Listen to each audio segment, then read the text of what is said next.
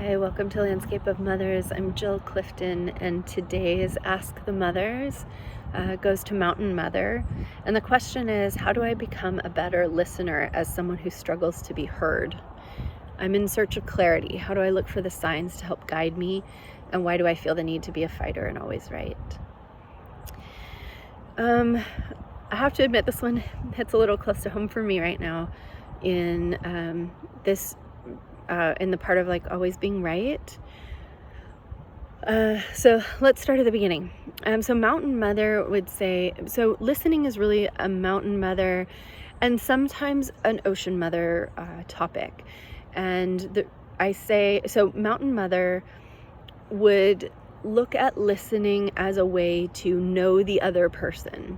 So what we would bring is curiosity. We would bring that desire to know the other, and we would kind of be setting ourselves aside a little bit, not as in like abandoning or ignoring ourselves or our responses to what people say, but in the sense of listening requires us to really go after the other person.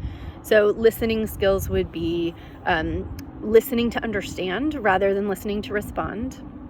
So what we would want to do is spend our time in the conversation where we've decided to be a listener, being curious, asking questions, reflecting what you hear and asking, is that right? What makes the other person feel heard is not only that you spent the time actually hearing their words, but that you went after the understanding, right? So checking in with them, reflecting back, oh, I heard you say this, and kind of maybe adding some of what you think is also in there. I mean, like, do I have that right? Do I have all of it?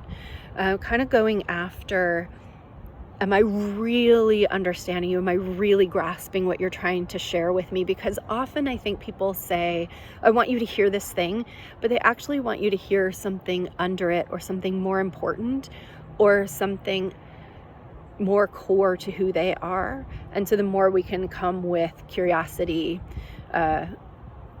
we would want to do that.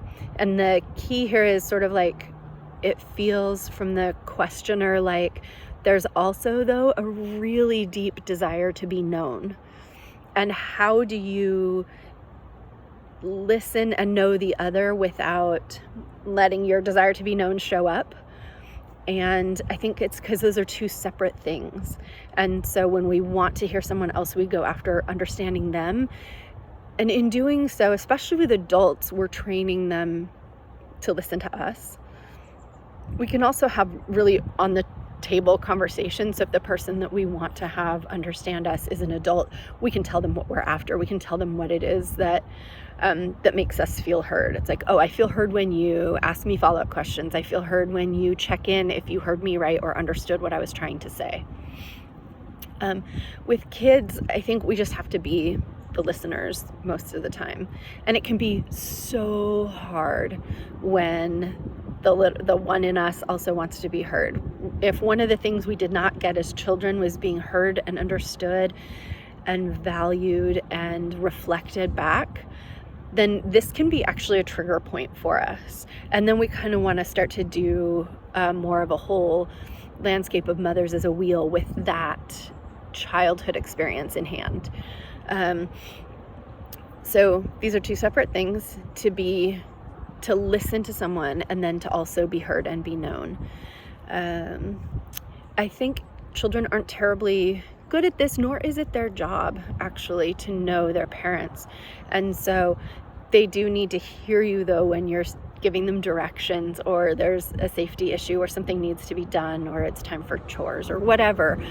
And so just noticing, though, when there's a difference around when the appropriate thing is not really listening.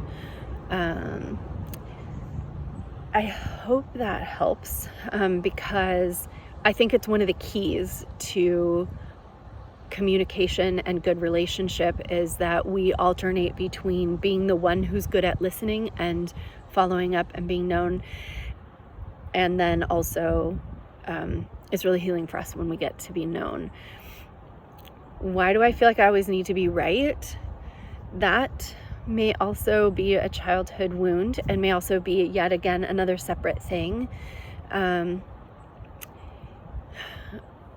And that one's really hard for me to answer right now. I would say, though, that if this was me, I would be looking at probably going back to wind mother and asking why that's so important, figuring out what need wasn't met, and then going on to desert mother to anchor in what you need to offer for yourself or what you need to request from your friends, partner, family, especially other adults, if you are feeling like you need that hearing and being reflected. And I think when that is a childhood wound, I think it often comes up as a sense of needing to be right. Hope that helps.